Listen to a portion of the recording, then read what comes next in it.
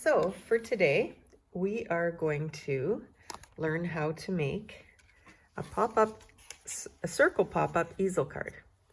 And here they are finished in two different sizes. Today we're going to make this size using the layering circles dies, and I will be using the large scallop and the large plain. So that is really all you need other than your little mini cut and emboss machine or regular cut and emboss machine. Now I've gone ahead and pre-cut everything so that we have it all in front of us. So let's see how it goes. So to start with, you are going to take a 3.5 by 7 inch piece of cardstock, fold it at 3.5. So there's a nice crease right there. And you're going to lay your die on it. So I gotta figure out how you can see. So that you're about 1/4 inch down from the top. Okay, and what that does is you've run it through your cut and emboss. It's going to give you a flap or a fold right there. Okay, then you're going to open up this piece. And I've tried it a few ways. I've done it on my,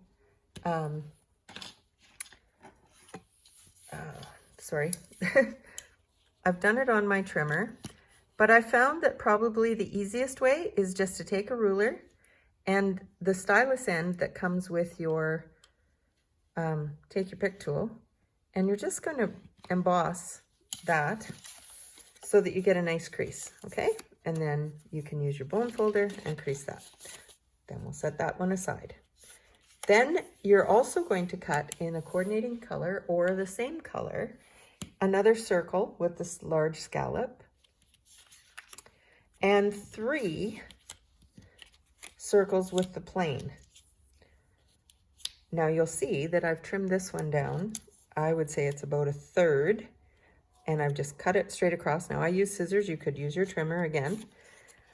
Then you're going to trim about 1/4 inch, 3/16 off of there. Now what that one does is that layers inside, okay? Then we have a solid circle, and that one's going to be on our front. Okay, so we have the front circle, an inside circle, and an inside third. And this is for our sentiment. So let's go ahead and stamp our sentiment right off the bat. So we get that done. And I'm going to be using Feel Better Soon from Abigail Rose. And I'm going to just set it a little bit towards the right. Okay, so there's our sentiment. Now, I did go ahead and with the large floral stamp, I can show you that. So we have this beautiful floral. I went ahead and stamped it on our inside that has the little cutaway at the top. And that's just to give room for your flap, okay?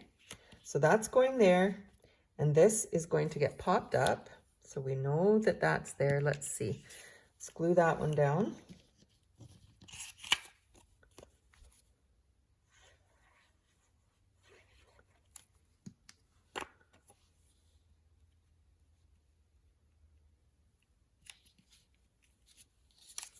And this one is going to get popped up with dimensionals. It has our sentiment on it. Oh, except you know what? I was going to stamp a little image there, but maybe I can add one. So we'll do that. So you want to do all your stamping before you have any adhesives of any sort on there. Okay, so there's your, that's going to be your stopper. So that'll work to hold this piece up. All right, so next we have a plain piece that you could do a couple of things with. I think for today, we will stamp it and color it with blends. Now you could stamp it and cut it out, and that would be another way that you could do it. But for today, we're just gonna go with simple stamping and a little coloring. Now we want this to be just somewhat different. Not too much different, actually, not much different at all. And bring in our blends and just give it just a hint of color. So I'm going to use my light petal pink, light flirty flamingo, light crumb cake, and I don't think I'm going to use the green today. We might, but we'll see. So Stampin' Up! Always provides for us some nice sort of detail shadow lines in here. And because I'm not going to do too much, I'm just barely touching this. I'm kind of following some of those lines, but not going too crazy. And it looks kind of silly right at the moment, but you'll see. These blends are just amazing because they do that. They blend and they fill in and make everything look so gorgeous. They make us look like professionals when really we're not. All right, so I've just added a little bit of the flirty flamingo, and then I'm going to come in and just add a little bit. Now you can see I'm using the brush end. I might switch that actually and go to the bullet end. For blending, I find that the bullet end works the best. The brush end is great if you're trying to just add in a bunch of color, but that's not really the case here. So, and I'm going right over top and blending in some of that flirty flamingo.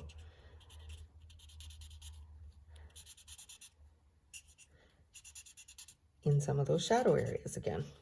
All right, now I might have to come back in and just add a little more flirty just to get the look I'm going for.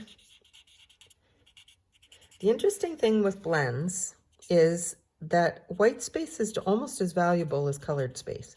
And it takes a little while for us to kind of wrap our head around that, because most of us, when we were in school, the teacher wanted you to fill the whole page and color it in. And those little, you know, prompts, they kind of stick with us. And it's one of those funny things that it's hard to retrain yourself when you've been taught something all your life at school. So learn to embrace the white and just kind of play with it a little bit. Blends are pretty forgiving, and you do have to let them dry because sometimes you aren't happy with it. But if you just leave it and let it dry, you'll see that it's actually quite beautiful. So I'm just coming back in where I've touched up and added some more of that flirty flamingo and blending it, okay? And you'll see that it pulls kind of out into that other area. Now you can just sort of see if there's anywhere else. Now, these little guys, I'm just going to give them just a hint. I just want them to just have just a whisper of this petal pink, okay?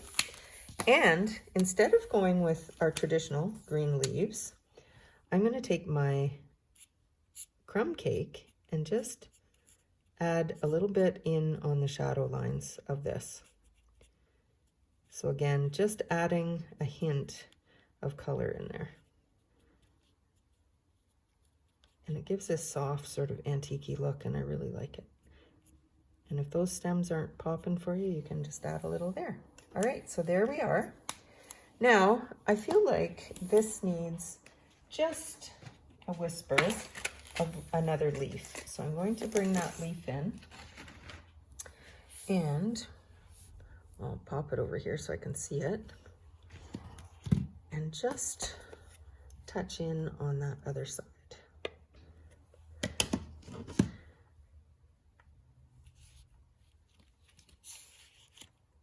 And there. So it's just a whisper. It's not really doing too much. It's just adding just a little bit more there. Okay, so there we go. Now for the inside, I'm going to leave it plain. Oh, one other thing. I wanted to do a little bit on this stamen here, just to pop that up a little bit more. Now, if you would like to, you could, and I will maybe, bring in your Wink of Stella and just dress up this inside here. And you know, I'm going to put a little bit of a wink on these too. Now, Wink of Stella is a very subtle glitter pen. Yep, you can see it there. So it just adds just a little subtle something.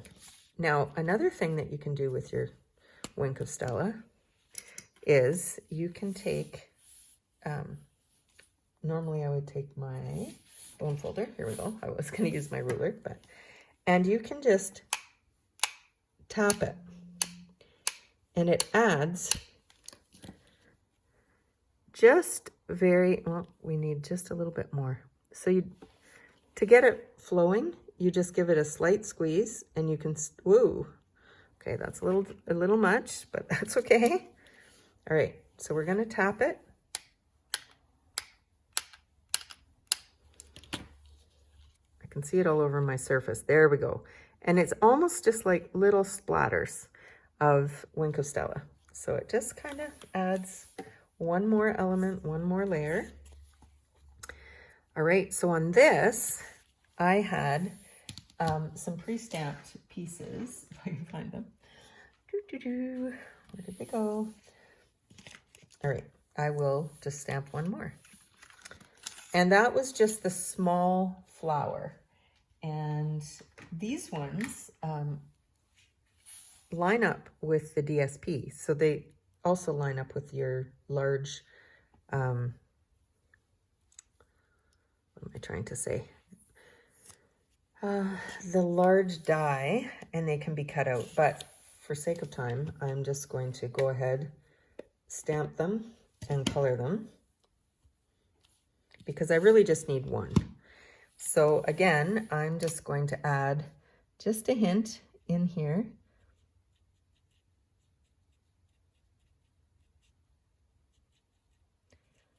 Now I did this kind of opposite. I put the petal pink down first, but I'm going to bring in my flirty. And then I'll blend it with the bullet end.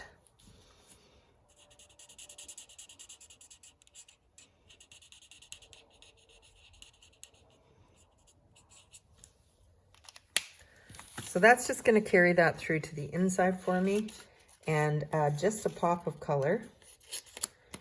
So I'm just going to go ahead and fussy cut this. I could put it on and lay the die on, but the die actually is intended to either cut out all of the images on the DSP or the 3, and I just need one.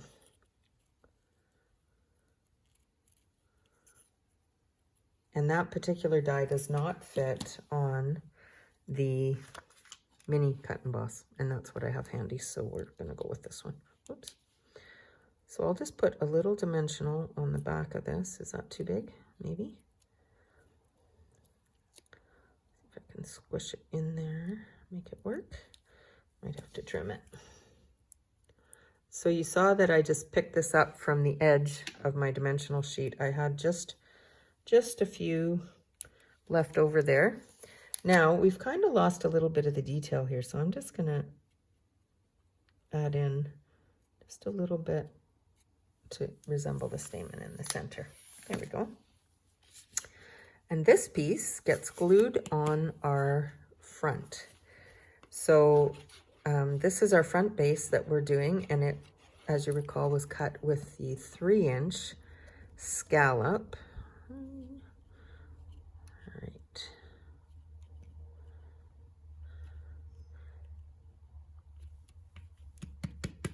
There we go. And I've got some beautiful little gems here. They are the polished dots, and they come in several colors. Well, not several, 2 colors. Sort of a petal pink and a clear. I'm just gonna pop one there and a couple up here. And I'm using the petal pink just to accent that just a little bit. Okay, now this piece where we've got our flap, I'm going to put some adhesive on the flap. and I'm in about 1/4 of an inch. Just, I don't want it to make a mess. Oh dear, got some glitter on me here. And then you're going to line up your scallop. Okay, and just give it a good squeeze. You can set it down and hold it for just a couple seconds. Okay, and then look at that. Now I didn't put any ribbon or anything on this. I could add a little bit. This is Flirty. You know, it's a little bit dark. That's Flirty Flamingo. I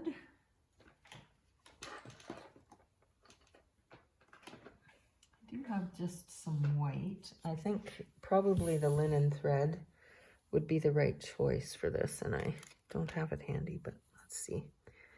So let's make a double bow. So you need about 6 or 8 inches. Make a bunny ear, go around, bring it through. Okay, and then it's important to remember which one is your tail. So this is my tail end for that side, and this is my tail end for that one. Kind of pull them even, straighten them out. And then you need to take your snips and separate these tails and trim these ones. And let's see where we want to stick that. Right there, I think. And we'll use some glue dots. Now, the glue dots come on a roll. They also come in paper pumpkins, and I have many. So I'm trying to use these up just because I'd like to continue on with my roll. It's much handier. But I hate to have stuff sitting around that I'm not using. All right, so there you go. And you can just fuss with your little tails and things to make it the way you like. And there is a circle pop-up easel card. So thank you for joining me at CherryLane, and I hope that you'll give this a try. Cheers from CherryLane.